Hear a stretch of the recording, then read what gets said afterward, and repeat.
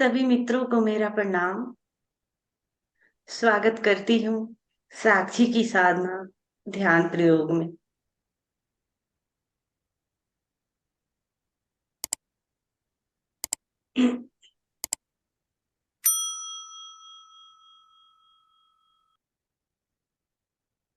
कहते हैं व्यक्ति की पहचान उसके कर्मों से होती है,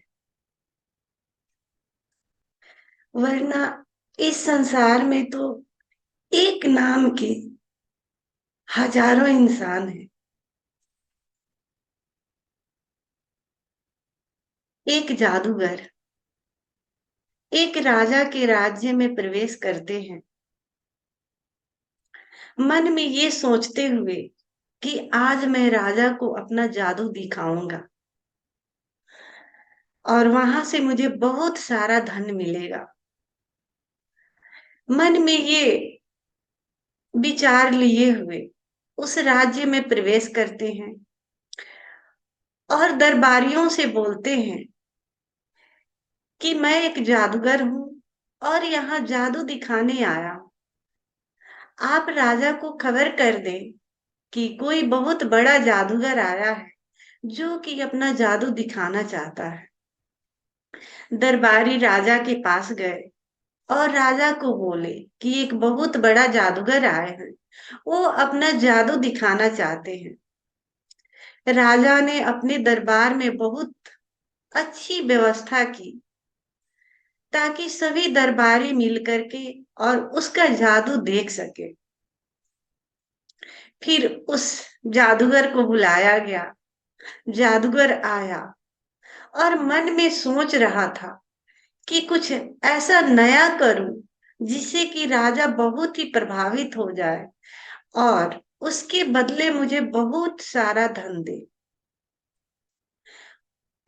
जब जादू दिखाना शुरू किया, उसने राजा का जो मुकुट पहना हुआ था, राजा ने मुकुट ही गायब कर दिया, जिसके वजह से सारे दरबारी जो लोग वहां बैठे हुए थे सारे हंसने लगे और राजा को बहुत ही इंसल्ट फील हुआ।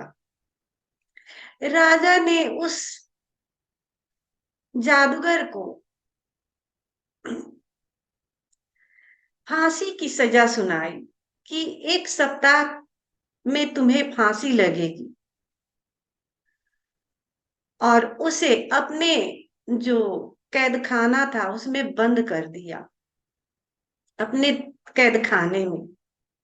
1 सप्ताह का वक्त था। उसकी वाइफ उससे मिलने आती है, उस जादूगर से, और देखकर रोने लगती है कि 1 सप्ताह में आपको फांसी लग जाएगी। फिर भी जादूगर मुस्कुरा रहा होता है उस कैद खाने में और बोलता है अपने वाइफ से कि अभी 1 सप्ताह है और तुम आज ही रो धो रही हो, मुस्कुराओ। अभी 1 सप्ताह का वक्त है हमारे पास, तुम मुस्कुराओ, तुम आनंदित हो जाओ, आनंद मनाओ। 1 सप्ताह यानी 7 दिन अभी बाकी है और तुम आज ही रो रही हो और आज जो पल है इसको खो रही हो। तुम आज को खो रही हो, अभी मैं तुम्हारे सामने जीवित हूँ, मैं मुस्कुरा रहा हूँ, मुझे देख करके भी तुम रो रही हो। अभी 1 सप्ताह बाकी है।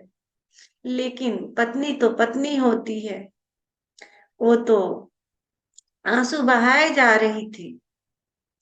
रोज वो मिलने आती और रोज वो वैसे ही दुखी होती देख करके, लेकिन अभी वो उसके सामने था, लेकिन खुश नहीं होती बल्कि दुखी होती। ऐसे ही दिन बीतते गए और वो घड़ी आ गई, 1 सप्ताह बीत गया और राजा मिलने आता है, लेकिन उसकी पत्नी नहीं आई।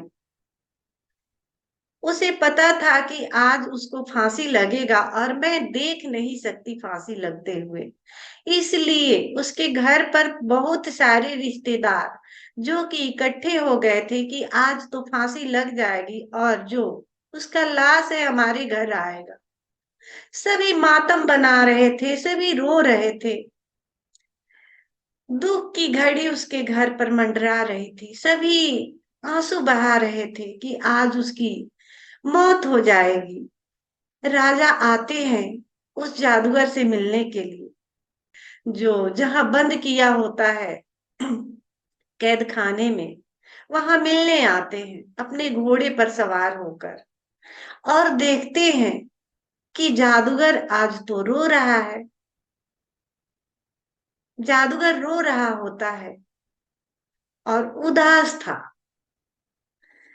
तो राजा बोलते हैं कि तुम तो जादूगर हो, उस दिन तो बड़े बड़े कारनामे दिखा रहे थे, जादू दिखा रहे थे, मेरा मुकुट गायब कर दिया था, लेकिन आज तुम रो रहे हो, आज उदास हो, आज तुम्हारा जादू कहाँ गया?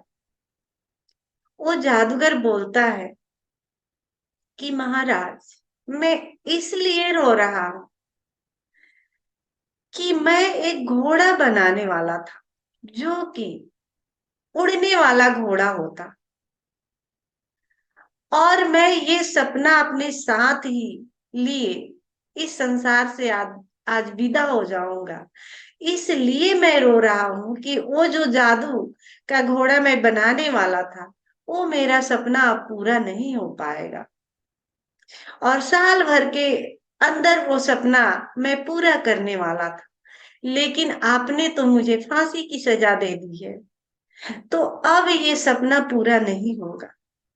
अब उसको साथ ही मैं अपने सपने को लिए जा रहा हूं। राजा को ये बात सुनकर के उनके मन मन में एक लालच आया कि क्यों ना, ये जब जादूगर उस घोड़े को बना लेगा, तो मैं यहाँ उस घोड़े को अपने पास रख लूंगा, जिससे कि मैं अगर युद्ध भी लड़ूं तो मैं युद्ध जीत जाऊंगा। और अक्सर उस समय हमेशा हर राज्य पर युद्ध होते रहते थे। तो वो उस व्यक्ति को छोड़ देता है और बोलता है उस जादूगर से कि 1 साल के अंदर हमें वो घोड़ा चाहिए। मैं तुम्हें छोड़ देता हूँ, अगर तुमने 1 साल के अंदर वो घोड़ा नहीं दिया, तो फिर 1 साल पूरा होते ही मैं तुम्हें फांसी लगा दूंगा। और उस जादूगर को रिहा कर देता है। वो जादूगर अपने घर जाता है। सभी घर वाले देखते हैं और बहुत ही खुशी से उछलने लगते हैं, बहुत ही खुश हो जाते हैं देखकर कि ये चमत्कार कैसे हुआ। फिर जादूगर बताता है अपने पत्नी से कि हमने राजा को बोल कर आए हैं कि मैं एक उड़ने वाला घोड़ा बना रहा, और वो आपको 1 साल में बना करके मैं आपको दूंगा। उसकी पत्नी बोलती है कि ये आपने क्या बोल दिया, ये तो संभव नहीं है, उड़ने वाला घोड़ा कभी बन ही नहीं सकता। और आपने जबान दे दी है। और वो फिर से दुखी हो गई और फिर से रोने लगी।